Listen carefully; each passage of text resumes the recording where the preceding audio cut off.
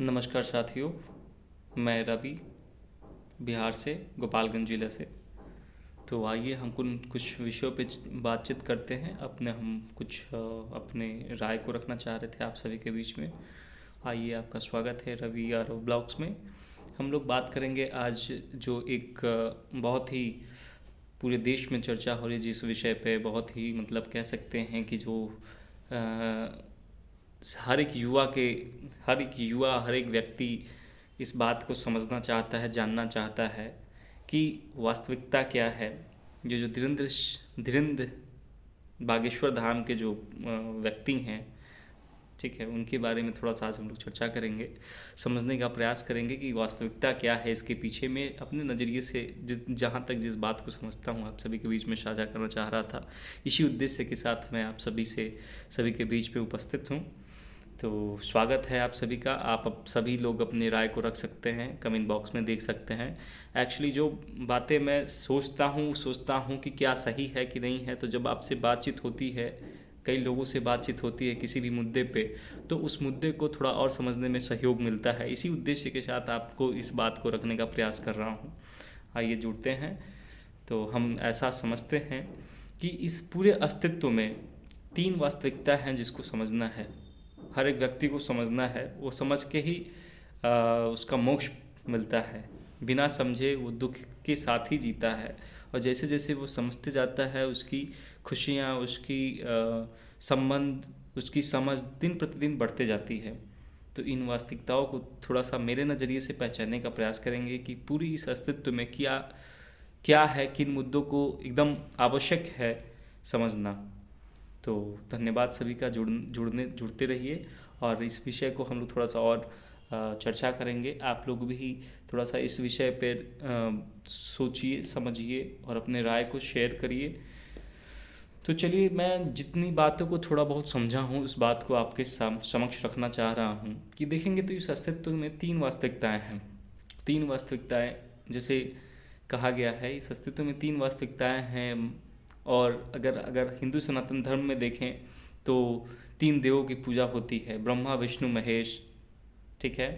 और 3 लोकों की बात हुई है, त्रिदेव की बात हुई है। तो हमेशा देखेंगे ना तो सत्य जब भी मिलेगा, सत्य की कोई भी पहचानेगा तो सत्य सत्य ही रहेगा। सत्य को सत्य के जैसा ही देखा जाएगा, और सत्य कभी बदलेगा नहीं। सत्य तभी है सत्य जब वो बदलता नहीं है। आज 1000 साल पहले, लाखों करोड़ों वर्ष पहले और लाखों करोड़ों वर्ष बाद भी सत्य सत्य ही रहेगा। तो इस वास्तविकता को थोड़ा सा हम पहचानते हैं अपने नज़रिए से। तो इस थोड़ा सा समझते हैं कि अस्तित्व में 3 वास्तविकताएं क्या हैं। तो मेरे नज़रिए से 3 वास्तविकताएं हैं। एक तो जड़ वस्तु है। जड़ वस्तु कहने का उद्देश्य क्या है? जड़ वस्तु जिसमें क्रिया तो हो रही है, क्रिया हो रही है। देखेंगे तो पेड़ भी एक जड़ वस्तु है। हम आप सब लोग जड़ वस्तु के अंतर्गत आते हैं। ये मोबाइल जड़ वस्तु है। एक एक इकाइयाँ जो हमको भौतिक स्वरूप में दिख रहा है उसे हम जड़ वस्तु कहते हैं। जो हम देख पा रहे हैं, जो कुछ स्थान छेकता हो, साइंस में हमने पढ़ा है कि मैटर, व्हाट इज़ मैटर, तो anything which occupies space is called matter. तो ये बहुत सारे चर्चा का विषय रहा है, और सभी लोग समझने का प्रयास करते हैं। मैं भी एक युवा हूँ, मैं भी इस बात को समझने का प्रयास करता हूँ, समझ ही रहा हूँ। आप सभी को बीच में जितना समझ पाता हूँ उतना साझा करता हूँ, और मेरे प्रयास निरंतर जारी रहते हैं। तो जैसा कि मैं समझ रहा हूँ कि जड़ वस्तु क्या है, तो जड़ वस्तु जो भी भौतिक स्वरूप में हमको दिखाई दे रहा है उसे हम जड़ वस्तु कहते हैं। ठीक, एक तो ये बात हो गई जड़ वस्तु की। 3 वास्तविकताओं में सबसे पहली वास्तविकता जो हमको दिख रहा है, एक छोटे बच्चे को दिखता है तारा क्या है, ये सूर्य क्यों चमक रहा है, ये चंद्रमा क्यों चमक रहा है, ये पानी क्या है। तो हर एक चीज़ जो जिसको हम देख पाते हैं, कोई स्थान छेकता हो, उसे हम जड़ वस्तु कहते हैं। ठीक, इवन ये जो प्रकाश देख रहे हैं, ये प्रकाश भी एक जड़ वस्तु के अंतर्गत ही आएगा। आगे चल के इसको थोड़ा सा समझेंगे और क्वांटम थ्योरी क्या कहता है इसको। लेकिन अभी की वास्तविकता जो भी हमको दिख रहा है, जो भी अगर हम प्रकाश को देख पाते हैं, जब कैसे क्या कहें कि एक अगर बंद कमरे में उपस्थित हैं हम, और फिर उधर से थोड़ा सा रोशनदानी की तरफ से भी प्रकाश को हम लोग उसके जो रेज हैं, उसके जो किरणें हैं, उसको देख पाते हैं। देखने का आधार क्या होता है कि उसमें छोटे छोटे पार्टिकल्स जो होते हैं वो रिफ्लेक्ट होते हैं और वो प्रकाश हम लोग देख पाते हैं। तो जड़ वस्तु की इकाइयों के बारे में तो बातचीत हो गई थोड़ी सी, जड़ वस्तु क्या है। और दूसरी जो इकाइयाँ है, जो इस अस्तित्व की वास्तविकता है, ये हमेशा ही रहेंगे इस अस्तित्व में। इस पृथ्वी पे रहें तो या दूसरे ग्रह पे रहें तो ये रहेंगी ही रहेंगी। तो ये जड़ वास्तविकताएं हैं। एक तो ये पता चला, पृथ्वी को भी देखेंगे तो जड़ वास्तविकता है कि नहीं है, भौतिक इकाई है वो। ठीक, भौतिक इकाई के साथ साथ कुछ इस स्पेस में कुछ जगह छेक रहा है, ठीक, कुछ भार है। तो जो भी आपको मैटर होगा वो जड़ वस्तु की इकाई में माना जाएगा।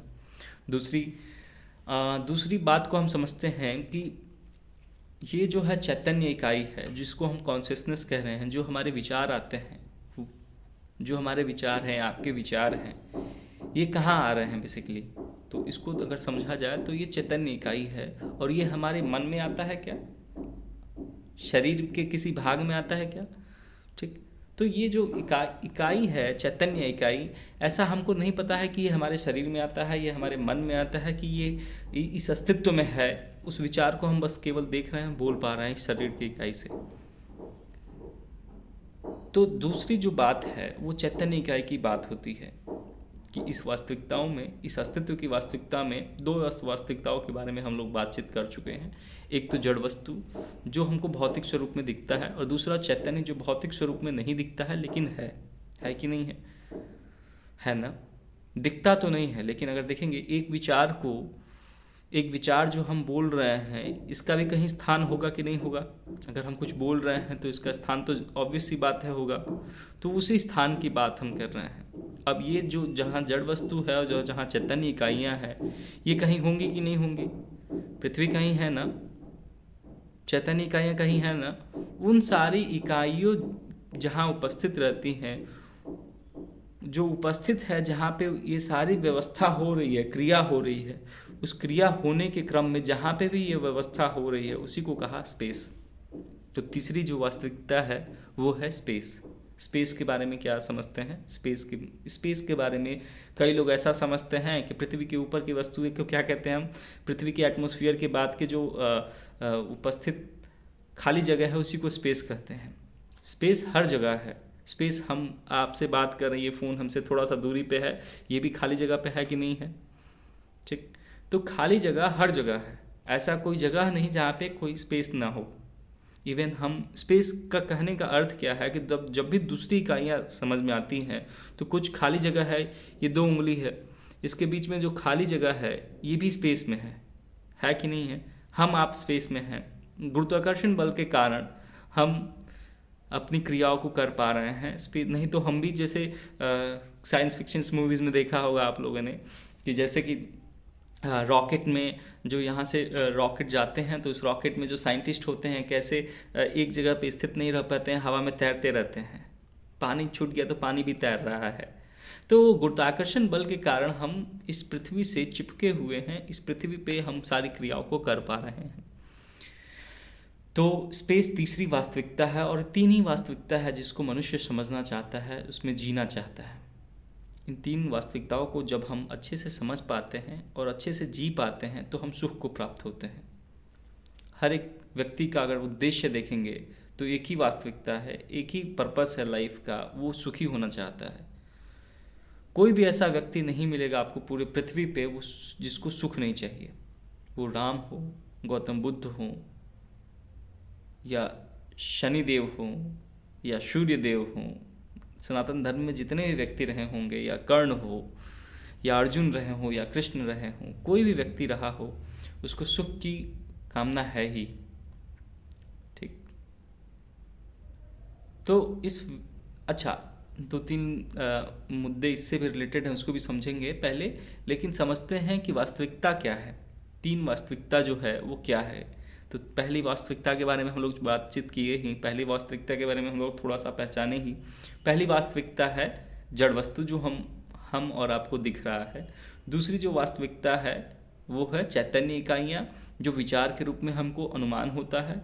जिसको हम सेल्फ भी कहते हैं, सेल्फ जिसमें हमारा कुछ भाव आता है, किसी के प्रति कृतज्ञता का भाव आता हो, प्रेम का भाव आता हो, स्नेह का, ममता का, कुछ तो भाव आता है ना। हर एक व्यक्ति के लिए गौरव का भाव आता है कि हमारा राष्ट्र बहुत ही अच्छा राष्ट्र है, ठीक, गौरवशाली महसूस करते हैं हम अपने राष्ट्र के लिए। और कृतज्ञता का भाव आता है हमारे जो देश के वीर अभी भी सरहद पे उपस्थित हैं, इतनी ठंड में हम घर पे किस तरीके से रहते हैं और वहाँ पे वो सरहद में कैसे अपनी देश की रक्षा के लिए उपस्थित तैनात रहते हैं। तो उनके लिए गौरव का भी भाव आता है हमारे लिए, हम उन पे गौरव महसूस करते हैं, उत्साहित महसूस करते हैं। तो मुख्य जो बात है कि हम लोग 3 वास्तविकताओं के बारे में चर्चा करने वाले हैं। 3 वास्तविकताएं पूरे अस्तित्व में क्या क्या हैं। एक तो जड़ वस्तु है, दूसरी चैतन्य इकाइयाँ हैं, और तीसरी ये जड़ वस्तु और जो चैतन्य इकाइयाँ कहाँ हैं बेसिकली, उस इकाई को भी हम लोग समझेंगे, ठीक, उस भी डायमेंशन को हम लोग समझने का प्रयास करेंगे कि स्पेस एक्चुअली में है क्या, ठीक है। तो जो भौतिक है उसको भौतिक क्रियाओं के आधार पर हम पहचान पाते हैं। अच्छा, किसी भी इकाई को हम पहचानने जाते हैं तो कैसे पहचानते हैं? इस अस्तित्व में कोई भी इकाई है, जैसे ये लाइट है, बल्ब है, तो इस बल्ब को हम कैसे पहचानते हैं कि ये बल्ब है?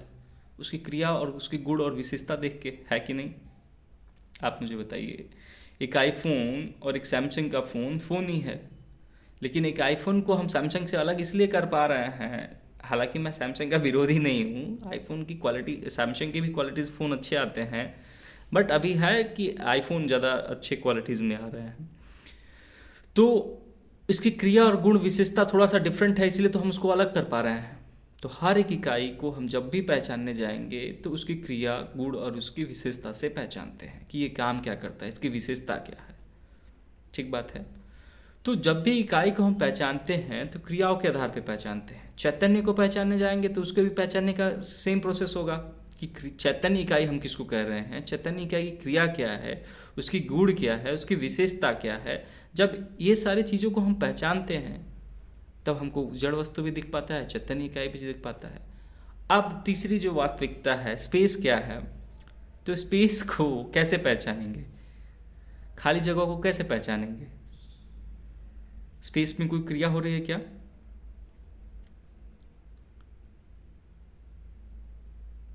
स्पेस जो डायमेंशन है, जो इकाई है, उसमें कोई क्रिया हो रही है क्या?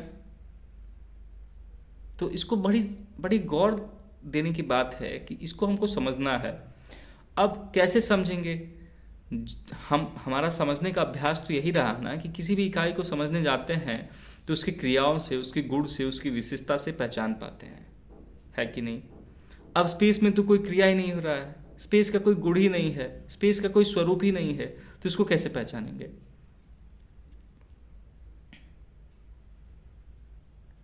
हालांकि देखिए, जो जहाँ तक मैं समझ पाता हूँ उसको थोड़ा सा आप तक रखना चाह रहा हूँ। स्पेस को अगर देखेंगे मेरे नज़रिए से, जो मैं जितना सोच पा रहा हूँ, जितना डाटा मिला, जिससे मैं एनालाइज कर पाया और स्वयं वेरीफाई करने का प्रयास करता रहता हूँ, ऑब्जर्वेशन का प्रयास करता रहता हूँ, तो स्पेस, मुझे ऐसा लगता है कि स्पेस वैसी इकाई है जहाँ पे अच्छा क्रिया हो रही है, तभी हम समझ पा रहे हैं। स्पेस के होने की वजह से उसके रेफरेंस में हम समझ पा रहे हैं कि क्रिया हो रही है। अगर स्पेस भी क्रिया कर, जैसे 2 ट्रेन अगर चल रही हो, तो हम ये कंफ्यूज हो जाते हैं कि कौन सी ट्रेन लगातार चल रही है। साथ साथ में चल रही हो तो हम तो कभी पता नहीं लगा पाएंगे क्या? हम एक ट्रेन में बैठे हैं, दूसरा मेरा दोस्त कोई दूसरे ट्रेन में बैठा है, और आमने सामने की खिड़की खुली हुई हो और एक स्पीड के साथ दोनों ट्रेनें चल रही हों, तो हम अनुमान लगा पाएंगे क्या कि हम कहाँ पहुँचे? ठीक, एक साथ क्रिया कर रही है तो, एक आधार पर क्रिया कर रही है तो हम अनुमान नहीं लगा पाएंगे। वैसे ही इस अस्तित्व में एक रेफरेंस बना हुआ है। वो रेफरेंस क्या है? वो रेफरेंस है स्पेस। स्पेस में रहते हुए सारी इकाइयाँ क्रिया करती रहती हैं, सारी इकाइयाँ क्रिया करती हैं। और ये केवल जड़ वस्तु की बात नहीं है, ये चैतन्य इकाइयों की भी बात है, ठीक। तो ये चैतन्य इकाइयाँ और ये जड़ वस्तु, ये दोनों स्पेस में रहते हुए क्रिया कर रही हैं और अपने उद्देश्य और अपने पर्पस को फाइंड आउट करते वहाँ तक पहुँच रहा है, तो स्पेस की जो वास्तविकता है, मैं जहाँ तक समझ पाता हूँ उसको थोड़ा सा मैं बताता हूँ। और एक चीज़ और, समय की वास्तविकता क्या है, समय क्या है, इसको भी थोड़ा सा जानेंगे। लेकिन थोड़ा सा हम लोग पहले स्पेस के बारे में समझ लेते हैं, ठीक है। तो स्पेस के बारे में जहाँ तक मैं समझता हूँ, स्पेस क्या है? स्पेस वैसी इकाई है जिसका ना कहीं से शुरुआत है ना कहीं अंत है। स्पेस की कहीं शुरुआत है क्या? खाली जगह का कहीं शुरुआत है? कहीं अंत होगा क्या? जिसका शुरुआत नहीं उसका अंत नहीं। स्पेस न जन्मा है न मरेगा, लेकिन जड़ इकाइयाँ और चैतन्य इकाइयाँ जरूर जन्मी है। ठीक बात है कि नहीं है?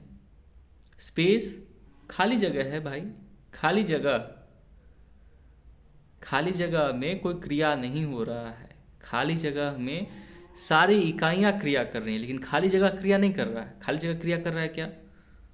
तो स्पेस की वास्तविकता है बहुत ही आसान, बहुत ही सरल समझने को। जो सरल है, देखिए क्या है ना कि हम साइंस वाले विद्यार्थी, मैं भी साइंस का स्टूडेंट हूँ, हम साइंस वाले विद्यार्थी ना बहुत सारी चीज़ों को कॉम्प्लिकेट कर देते हैं, ठीक है। लेकिन ये इतना सरल है, इतना सहज है, जिसको आसानी से समझा जा सकता है। स्पेस ना कहीं से शुरू हुआ है ना कहीं ख़त्म होगा, ना इसका कोई भौतिक स्वरूप है, ठीक। तो स्पेस बस है ही, स्पेस है ही।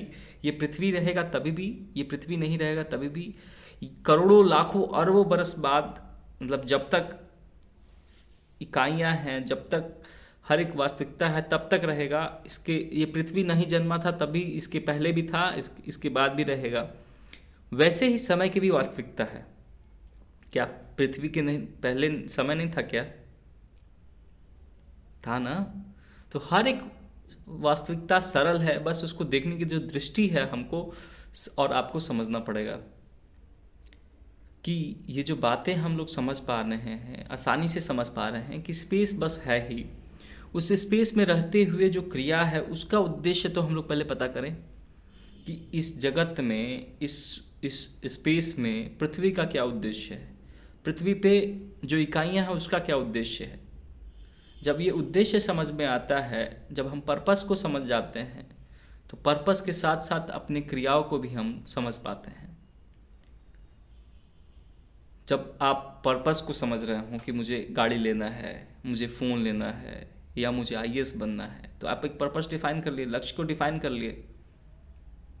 तो जैसे ही आप लक्ष्य को डिफाइन करते हैं तो आप उसके लिए आप कार्यक्रम और योजना बनाने लगते हैं, कार्यक्रम बनाने लगते हैं कैसे क्या होगा, ठीक। तो सबसे पहले जो घटना घट रही है हम लोग के साथ पर्पस और लक्ष्य डिफाइन नहीं हो पा रहा है। एक बार जब लक्ष्य और पर्पस डिफाइन हो जाता है कि हमारा उद्देश्य क्या है, हमारा लक्ष्य क्या है, तो फिर हम अपनी क्रियाओं पे कंसिस्टेंसी बना के रखते हैं, डेडिकेशन बना के रखते हैं, और फिर उस लक्ष्य तक पहुंचने का हम हमेशा प्रयास करते रहते हैं, किसी से सहयोग भी लेते रहते हैं। तो आप सभी को धन्यवाद। हम फिर नेक्स्ट वीडियो में मिलेंगे और चर्चाएं करेंगे, ऐसे ही कुछ रूखी सूखी चर्चाएं, जिसमें हमको आपसे सीखने का समझ भी विकसित होगा और आपसे बहुत सारा सी चीज़ों को सीखेंगे। जब क्या है ना, व्यक्ति मन में कुछ बात को रखता है और किसी थर्ड पर्सन के साथ चर्चा करता है, तो चर्चाओं से ज़्यादा समझ पाता है, क्योंकि उस समय उसका दिमाग और ध्यान ज़्यादा केंद्रित रह पाता है। क्योंकि हमारा एक और भी स्वभाव है कि हम अपने सारी बातों को क्या करते हैं कि मनवाना चाहते हैं, जबकि ऐसा संभव नहीं है। हम तभी दूसरे व्यक्ति मानेंगे जब वो सत्य होगा, और सत्य तक दिखाने में हम उसको सहयोग कर पाएंगे, अपनी दृष्टि दे पाएंगे। तो धन्यवाद साथियों, फिर मिलते हैं नेक्स्ट वीडियो के साथ। जय हिंद, जय भारत।